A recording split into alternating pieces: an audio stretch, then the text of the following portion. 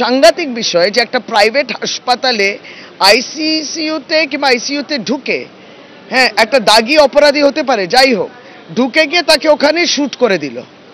ওটা মোর গুরুত্বপূর্ণ নাকি এখানে যে এসটিএফ এবং পুলিশরা যে কাজ করলেন, ধরলেন, কলকাতায় ধরলেন, এইটাই তো বিজেপি করে অজুহাত। ওখানে বিজেপি শাসিত সরকার আছে, ওই প্রশ্নটা নিজেদের করুন যে কি অবস্থা, হাসপাতালের নিরাপত্তা, আইন শৃঙ্খলার কি পরিস্থিতি, দুরবস্থা ওখানে দাঁড়িয়েছে, সেটা না করে তাদেরকে কলকাতায় ধরা পড়েছে। আরে প্রতিবেশী রাজ্যে ওরা এসেছে, এখানে ধরা পড়ে গেছে, এখানে ধরা পড়ে। আপনাদের ওখানে অপরাধী ধরা পড়ে না বিজেপি শাসিত রাজ্যে। বিহারের পাটনায় খুনের ঘটনা ঘটানোর পর দুষ্কৃতীরা তারা এ রাজ্যে পালিয়ে এসেছিল, এখনো পর্যন্ত এমনই সন্দেহ করছে পুলিশ, এবং সেই গাড়িরও খোঁজ করা হচ্ছে। যে গাড়ি ধরা পড়েছে, যে গাড়ির ছবি দুর্গাপুর এক্সপ্রেসওয়ে সিসি ক্যামেরার ফুটেজে, এবং এখনো পর্যন্ত এই খুনের পিছনে কি কারণ রয়েছে তা নিয়েও নতুন তথ্য উঠে এসছে পুলিশের হাতে। পুরুলিয়ার জেলে বসে বিহারের গ্যাংস্টারকে কি খুনের চক্রান্ত করা হয়েছিল? গ্যাংস্টার চন্দন মিশ্রের হত্যাকাণ্ডে দুটি গ্যাংয়ের রেশারেশির ফল এমনই অনুমান করছে পুলিশ। চন্দনের সঙ্গে বিবাদ ছিল আর এক গ্যাংস্টার শেরুর। 2023-এ পুরুলিয়া সোনার দোকানে ডাকাতির মামলায় এই শেরু এখন পুরুলিয়ার জেলে বন্দী।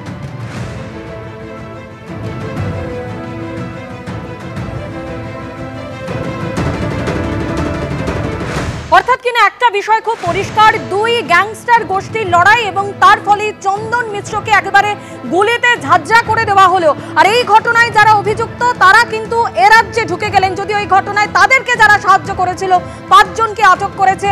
কিন্তু এই চন্দন মিশ্রর সঙ্গে যার লড়াই, অর্থাৎ যে গ্যাংয়ের লড়াই, সেই শেরু সিং এর নাম বারবার কিন্তু উঠে আসছে। পুলিশের দাবি জোড়া ডাকাতির মাস্টার মাইন্ড ছিল শেরু সিং। আপনাদের হয়তো মনে আছে 2023-এর 29শে আগস্ট নদিয়ার রানাঘাট ও পুরুলিয়ায় 2 ঘন্টার ব্যবধানে সেনকো গোল্ড অ্যান্ড ডায়মন্ডের দুটি শোরুমে লুটপাট চালিয়েছিল দুষ্কৃতীরা। পুলিশের দাবি জোড়া ডাকাতির মাস্টার মাইন্ড ছিল শেরু সিং। পাটনার জেলে বসে এ রাজ্যে ডাকাতির ছক কষে সে। 2023 সালের নভেম্বরে পাটনার জেল থেকে তাকে পুরুলিয়ায় আনা হয়। তখন থেকে পুরুলিয়ার জেলে রয়েছে শেরু। বিহার পুলিশের অনুমান, চন্দন মিশ্র খুনে শেরু এবং গয়া জেলে বন্দী তার আরেক সাগরেদ হিরোর হাত থাকতে পারে। পুলিশ সূত্রে দাবি একসময় একসঙ্গেই অপরাধমূলক কাজকর্ম করত চন্দন মিশ্র ও শেরু সিং। একসঙ্গে বহু ডাকাতি লুটপাট করেছে তারা। পরে দুজনের মধ্যে ঝামেলা হয়।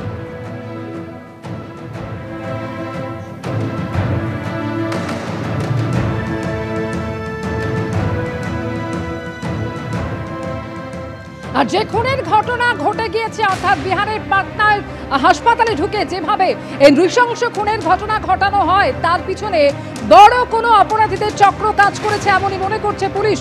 এবং চক্রের সঙ্গে জড়িত সন্দেহে ইতিমধ্যেই 5 জনকে আটকও করা হয়েছে নিউ টাউনের সাপুরজি সুখবৃষ্টি আবাসনের ভেতর থেকে এবং বাইরে থেকে। মোট 5 জনকে আটক করা হয়। জিজ্ঞাসাবাদ করে নতুন সূত্রের খোঁজ করছে পুলিশ।